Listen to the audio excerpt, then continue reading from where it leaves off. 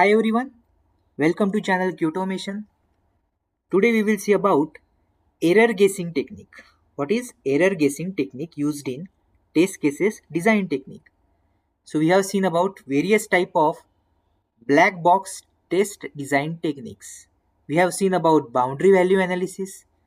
We have also seen equivalence class partitioning, decision table, state transition, and today we will see about last one, that is error guessing technique. Error guessing is a software testing technique where experienced testers use their intuition, analytical skills, experience, and knowledge of common mistakes to identify potential defect in the application.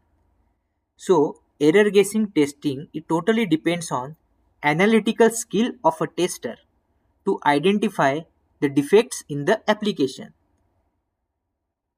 It is not a formal testing technique. In error guessing technique, it relies on testers' ability to anticipate where errors are likely to occur based on their understanding of the application and some of the failure points in the application. So it totally depends on testers' experience. So various factors that can be used in error guessing technique. So in error guessing technique, there can be multiple factors which can be considered, and it totally depends on tester to tester. How is their experience, how is their analytical skill, how is their logical thinking, and how is their overall or common mistakes which he might have faced previously on the same application. So all these factors like lessons learned from the past releases, experience of tester, historical learning, test execution reports, earlier defects, any production tickets which are reported, normal testing rules, application UI, previous test result, etc. So there can be multiple factors which experienced tester can use to guess where the errors can occur in the application. That is called as an error guessing technique. So we will directly see some examples of error guessing technique. Now let's see, there is one application which allows the users to upload a profile picture. So we can see a user profile which gives the button to upload the file as a profile pictures. So as an experienced tester, if he is having the knowledge about the previously testing that same application, he can easily guess what are the potential error areas in that specific feature. So that can be a file size limit, file type validation, or it can be error in handling corrupted files, etc. So user can upload any type of file. Only supported files will be uploaded. Whether invalid formats are giving proper error messages or not. These are the areas where error can happen and testers would guess those error, that if instead of uploading JPG file, if I try to upload some unsupported file format, it will give the error. If user try to upload, let's say, invalid file size, if maximum file size allowed is 10 MB, then what will happen if user try to upload 20 MB file? There should be some error message displayed. It should be handled by the developers. So as a tester, you can initially guess that if whether that situation is handled or not. So this is called as an error guessing technique. So with the error guessing technique, we can easily find out some of the test cases, like uploading a file that exceeding the maximum allowed size. Let's say 20 is the maximum size, and if user try to upload more than 20 MB, then what is the behavior? Whether it application handles that correctly or not. That is one of the test case. Uploading a very small size file. Example 1 KB. So either ideally system should accept that, even if it is a small in size, it should accept that.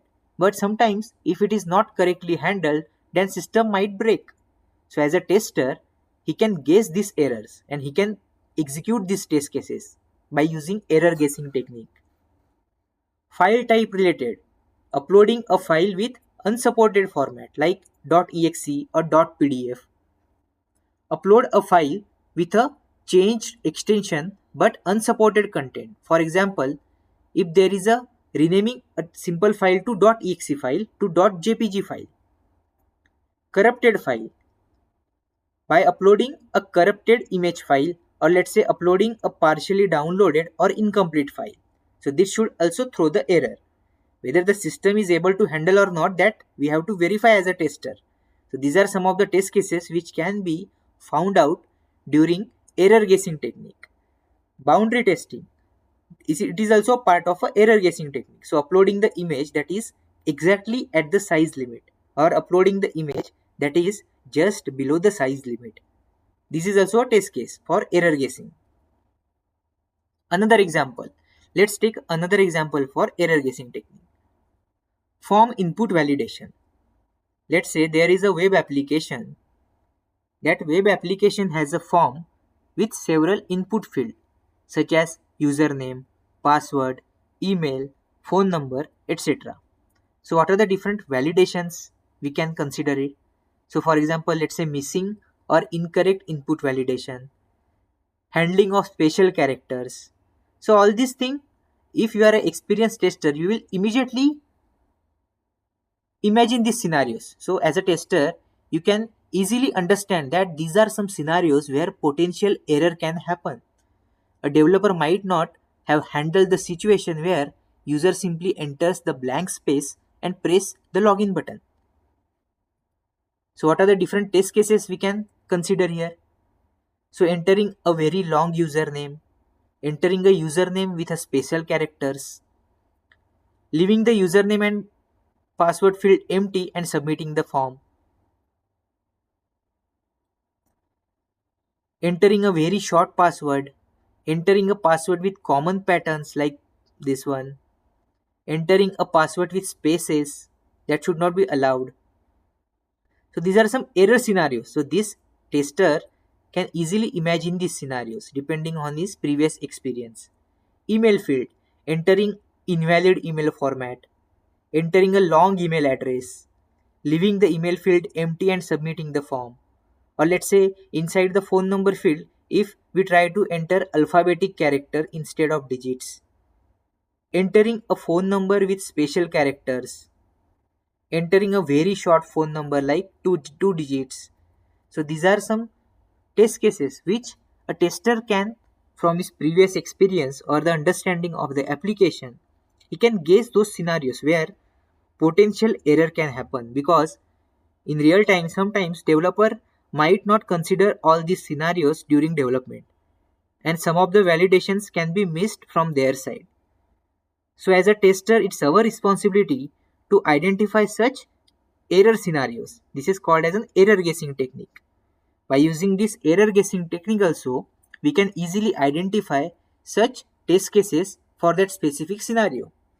Because in the requirements, they might not give all the validations related details, right? So whenever the requirements are created, the product team will simply note down that there would be a form with this username field, password field, email field and phone number field. But it is not necessary that every time they will put all these validations in the requirements. But as a tester, we should always test these scenarios for various input fields, etc. And this is basically an error guessing technique which is totally depend on tester's knowledge, his analytical skill and his overall experience. So this is about the last technique which we have discussed, that is error guessing technique.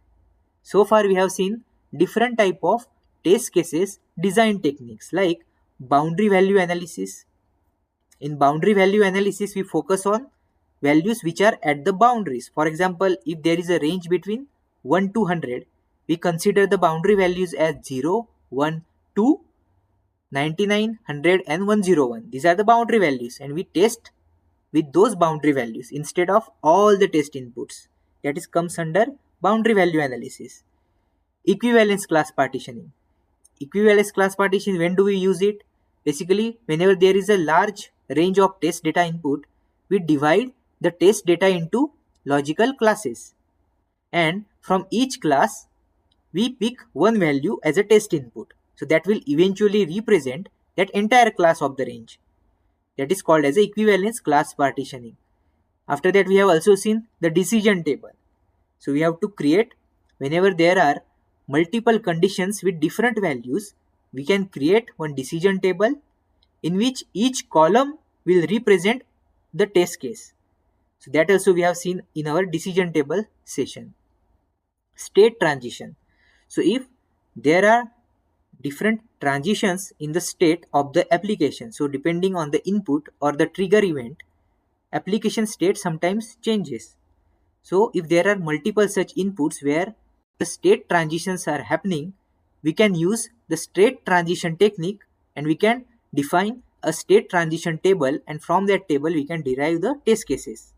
So in state transition diagram, every flow is basically one test case. That is a state transition diagram. And today we have also seen about error guessing technique, where tester will use his analytical skill, previous experience, application understanding to guess the potential error coming into the application scenarios. So these are all the test cases design techniques used in black box testing. So thanks for watching this video. In the coming session, we will see some more interesting topic about manual testing.